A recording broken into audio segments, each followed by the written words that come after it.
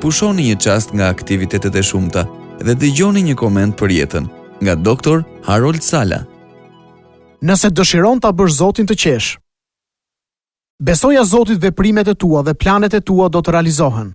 Fjalët e urta kapitulli 16 vargu i 3. Një thënie që të bën për të qeshur thot: nëse dëshiron ta bësh Zotin të qesh, atëherë bëj plane.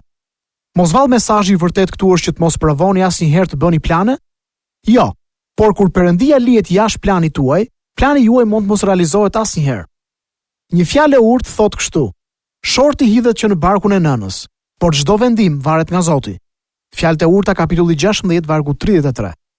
Pavarësisht nëse ngjisni një mal, nëse kaloni një oqean, nëse ndërtoni një shtëpi ose nëse ngrini një ndërtesë me shumë kate, nëse vraponi në lojrat olimpike, nëse përpiqeni të mbyllni një kopsht ose çfarëdo që të bëni, ka disa faktorë mbi të cilët keni fare pak kontroll. A doni t'ju jap disa shembuj?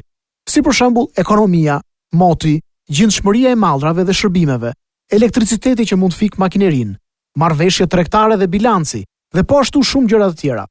E vërteta është kjo: ka shumë faktorë që ne i marrim për të mirë qenë dhe mbi të cilët kemi shumë pak kontroll.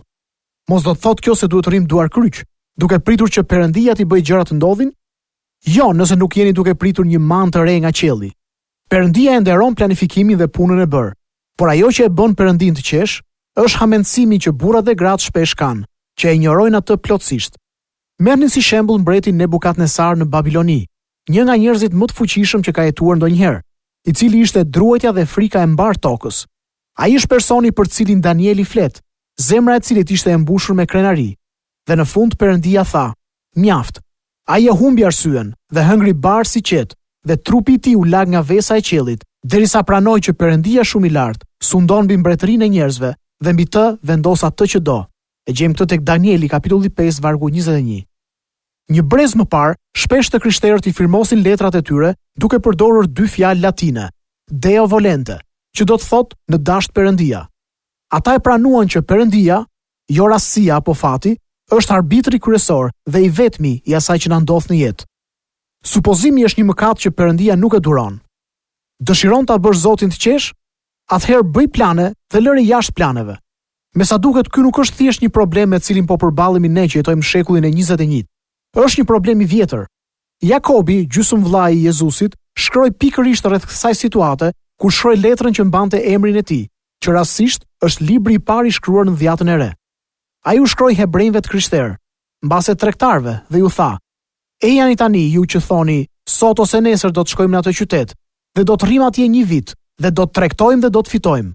Ju që nuk dini për të nesërmen, sepse ç'është jeta juaj? Është avull, në fakt që duket për pak dhe pastaj zhduket.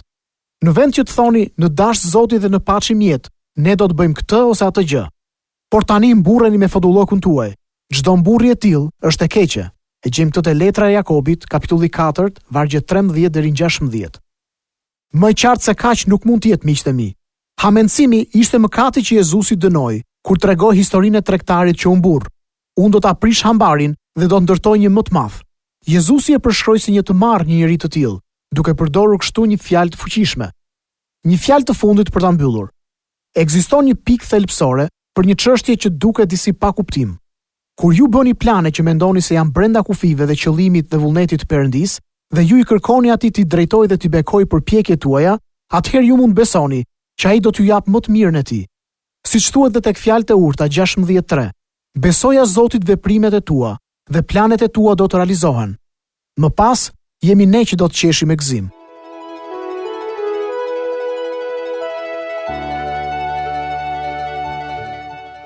Sa po dëgjuat Dr. Harold Sala në këtë koment për jetën.